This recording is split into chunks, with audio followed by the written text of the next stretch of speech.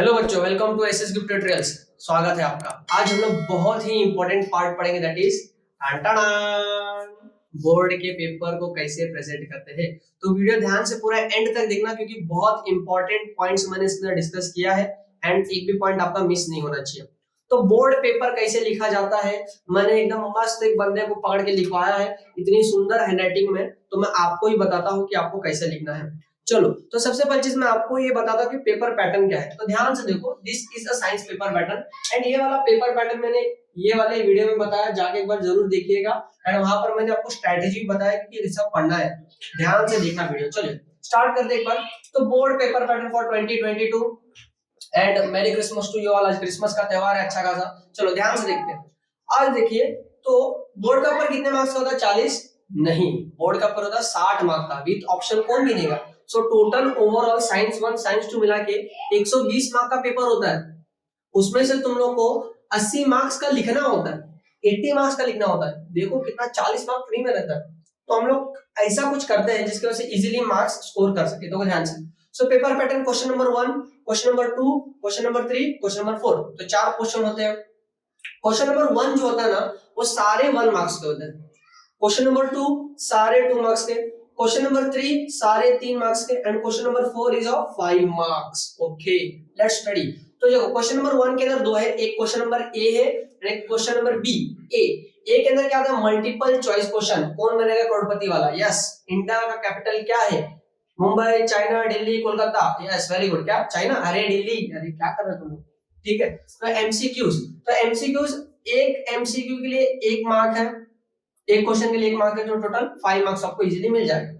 अब question number 1 का B जो होता है वो ऑब्जेक्टिव क्वेश्चन होता है। वहां पर आपको ऑड में नॉट पूछ सकता है, ट्रू एंड फॉल्स पूछ सकता है, कोरिलेशन पूछ सकता है या फिर मैच द फॉलोइंग। ओके, ये भी आपको 1 मार्क्स के लिए एक क्वेश्चन रहेगा, तो टोटल 5 मार्क्स इसको मिल जाएगा। चलिए, अब क्वेश्चन नंबर 2 मैंने बोला 2 मार्क्स के एक क्वेश्चन रहेंगे, तो आपको टोटल 3 क्वेश्चन दिए हुए हैं, उसमें से 2 सॉल्व करना है। एनी 2 सॉल्व करना जो तुमको आता रहेगा। अगर मैं ये साइंस 1 का पेपर पैटर्न मान के चलूं, तो होगा एक क्वेश्चन आएगा फिजिक्स से एंड एक क्वेश्चन आएगा केमिस्ट्री से, क्योंकि साइंस 1 के अंदर फिजिक्स और केमिस्ट्री है। मैंने सबसे स्टार्टिंग में जब YouTube चैनल ही चालू किया था तभी मैंने यही डिस्कस किया था। अगर आपको वीडियो देखना है तो ये वाला वीडियो है, ध्यान से देख लीजिए।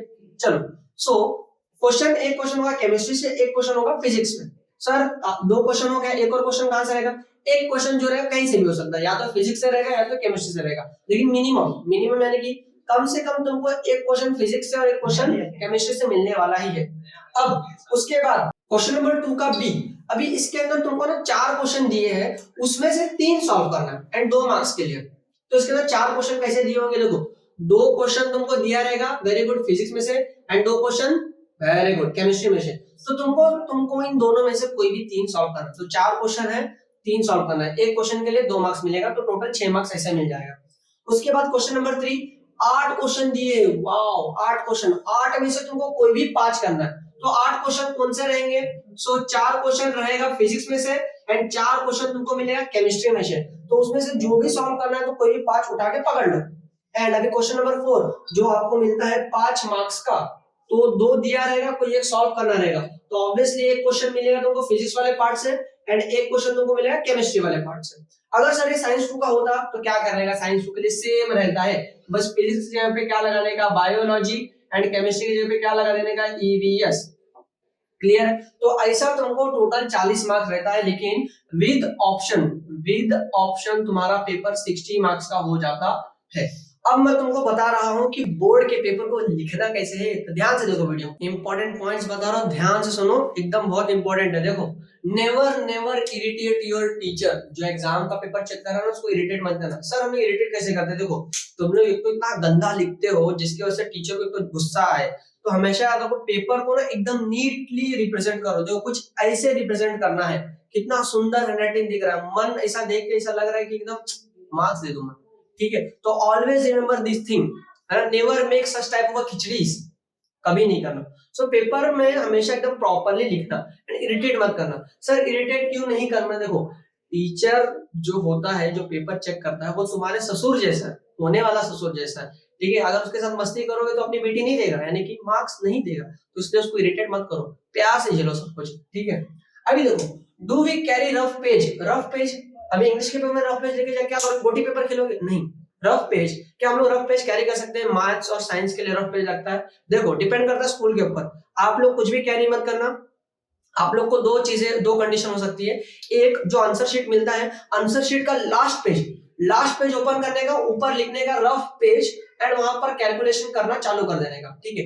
या तो दूसरा ऑप्शन, कुछ स्कूल्स वगैरह में प्रोवाइड करते हैं ब्लैंक ड्राइंग पेपर प्रोवाइड करते हैं, जो आप उसके ऊपर सॉल्व कर सको, ठीक है। तो खुद से कैरी करना नहीं, वरना लोग बोल देंगे रख दो आप, ठीक है। सो ये दो क्वेश्चंस तुम लोग को याद रहेंगे।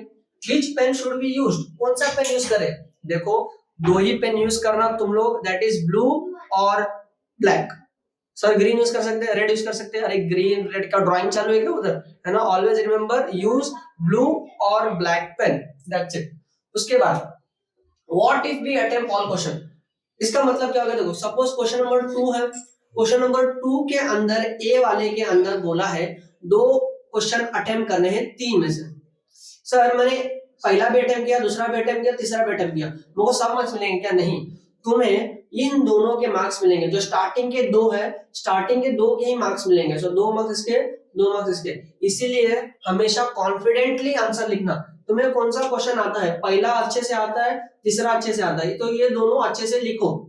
अगर तुम लोग को दूसरा और तीसरा अच्छे से आता है, नंबरिंग अच्छे से करके दूसरा और तीसरा अच्छे से लिखो, ठीक है।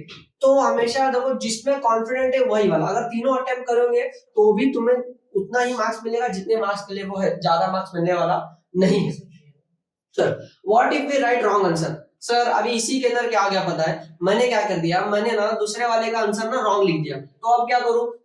कैसे पता चला रॉन्ग लिखा है? सामने पिंटू आंसर ऐसा खोल के बैठा आंसर देखने के लिए, तो पता चले आंसर रॉन्ग है, तो क्या करना पता है? इसको अच्छे से ना, इस क्वेश्चन को अच्छे से बॉक्स बना देना एंड पेंसिल से कट कर देना, एंड देखने का कहां पर स्पेस बचा है लास्ट में, वहां पर अच्छे से क्वेश्चन नंबर लिखने का।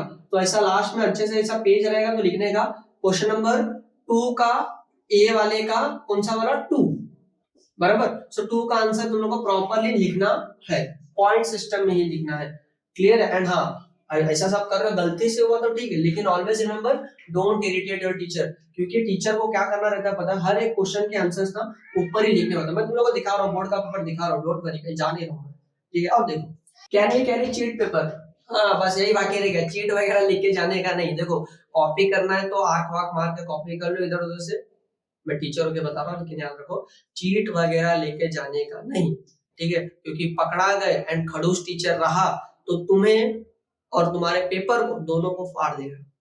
कुछ और इम्पोर्टेंट पॉइंट्स हमेशा याद रखो, हम लोग जब भी पेन यूज करेंगे ना, वो पेन एक नया पेन नहीं होना चाहिए, उसको ना खरीद के पहले लिख लो कहीं पर, क्योंकि वो यूज्ड पेन होना चाहिए। यूज्ड पेन की वजह से क्या होता है पता है, हैंडराइटिंग अच्छे से बनता है। एंड ऑलवेज रिमेंबर, आप लोग कोई भी पेन खरीदोगे ना, वो इंक पेन मत खरीदना, और जेल पेन तो बिल्कुल भी नहीं, क्योंकि उसका प्रिंटिंग एक पेज के ऊपर पूरा छप जाता है, हो सकता है आगे लिखा तो पीछे भी चले जाए, एंड इंक स्प्रेड होने का भी चांसेस है।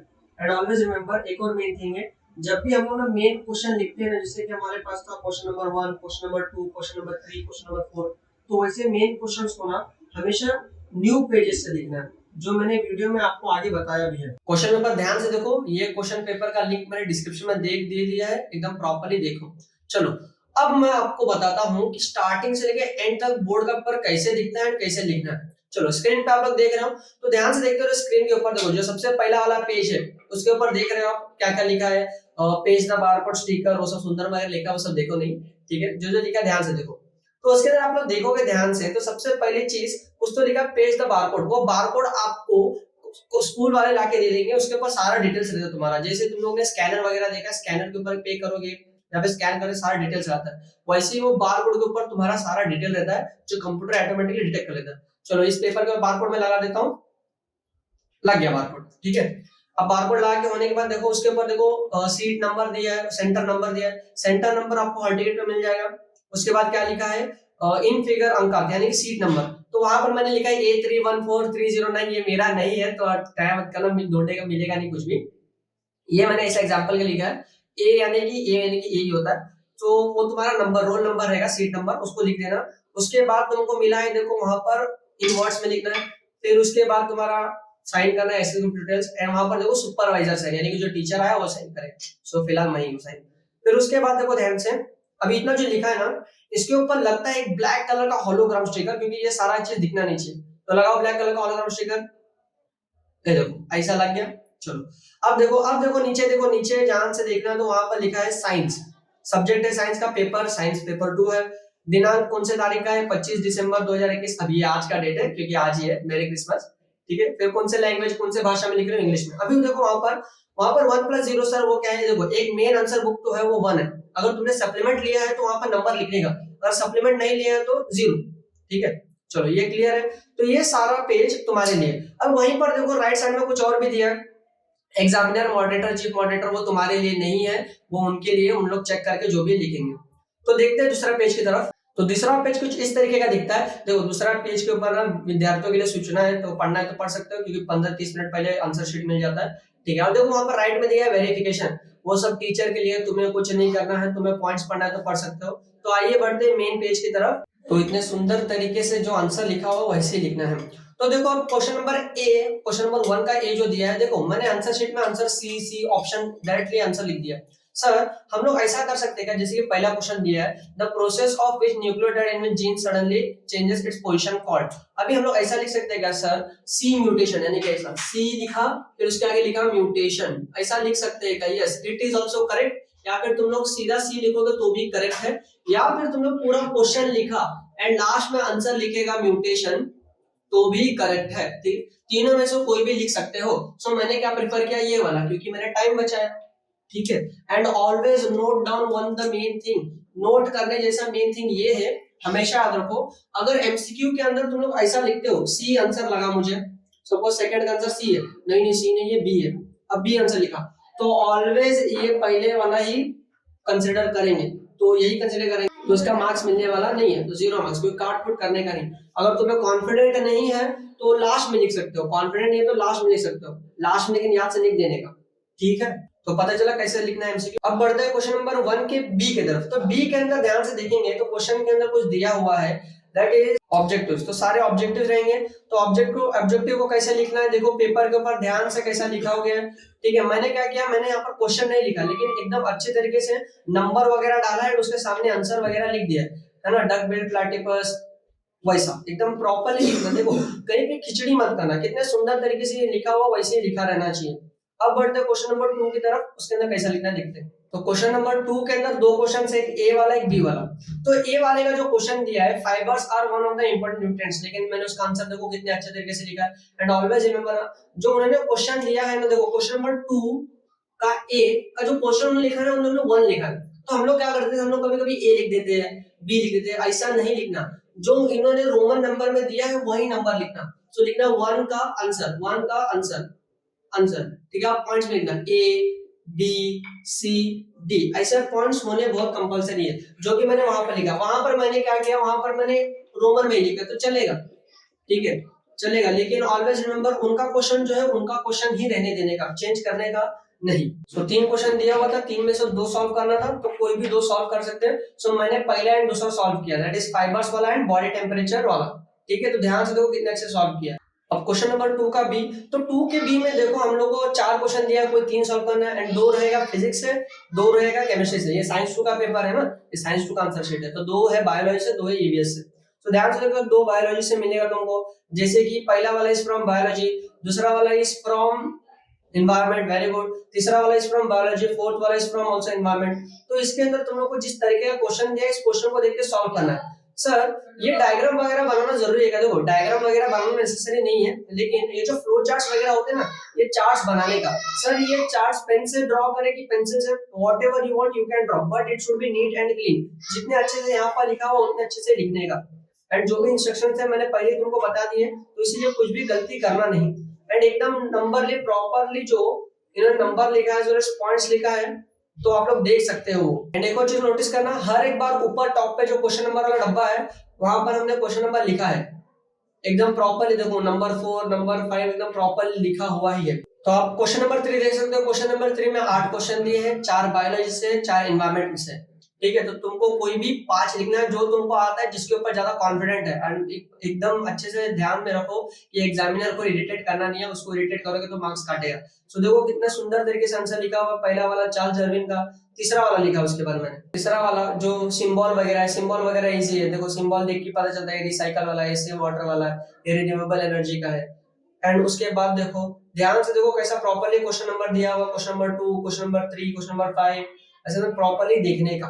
ठीक है, तो जब क्वेश्चन नंबर 4 देखोगे 5 मार्क का है, एक क्वेश्चन तुम लोग को मिलेगा एनवायरमेंट में से एंड एक वेरी गुड बायोलॉजी में से। अगर साइंस 1 के लिए होता है तो फिजिक्स से होता है, केमिस्ट्री से होता है। ठीक है, अब इसके अंदर को 2 फोटो दिया है एंड 2 क्वेश्चंस है। पहला वाला question related to menstrual cycle and B वाला is related to that boy, social health का ये।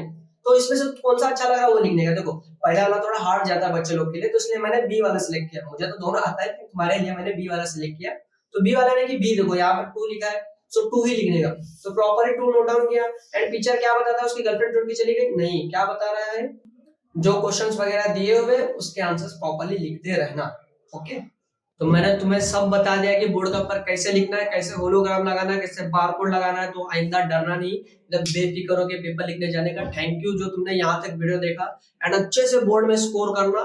And wish you happy new year जो आने वाला है अभी। एंड एक और चीज याद रखो, इरिटेट मत करना प्लीज, टीचर को इरिटेट मत करना। जितना हो सके उतना अच्छे से पेपर लिखो। सर बोर्ड का पेपर टफ होता है, अरे बच्चे लोग don't worry about it, the board paper definitely will be easy. Reason दू क्या रीजन, चलो ठीक है। क्यों इजी होता है पता है क्या? क्योंकि देखो तुम लोग मुंबई में रहते हो, बहुत लोग औरंगाबाद में रहते, इधर उधर रहते, लेकिन बहुत लोग गांव के, मुंबई के या फिर बोल सकते हैं महाराष्ट्र के छोटे छोटे गांव में रहते, उनको तो अच्छे से क्लासेस भी नहीं है, इवन वहां तक इंटरनेट भी नहीं है। तो उन लोगों को भी पेपर लिखना ही है। तो अगर डिफिकल्ट बना दिए तो बच्चे लोग कहीं पास ही नहीं हो पाएंगे। इसलिए बोर्ड का पेपर हमेशा इजी ही रहता है। तुमने नीलंगा गांव सुना? नीलंगा, मैं नंगा नहीं नीलंगा, सुना है? नहीं सुना है? महाराष्ट्र का ये गांव है ना? तो ऐसे बहुत सारे गांव है। इसी के वजह से लोगों को सबका आईक्यू लेवल मद्देनजर रखते हुए पेपर एकदम इजी बनाया जाता है। तुम लोग को अच्छे से लिखना है एंड चीट वगैरह लेके मत जाना, वरना पिंटू जैसा फेल हो जाओगे। ठीक है, so thank you for the watching video. लिखते रहो, सीखते रहो, आगे बढ़ो एंड ऑल द बेस्ट।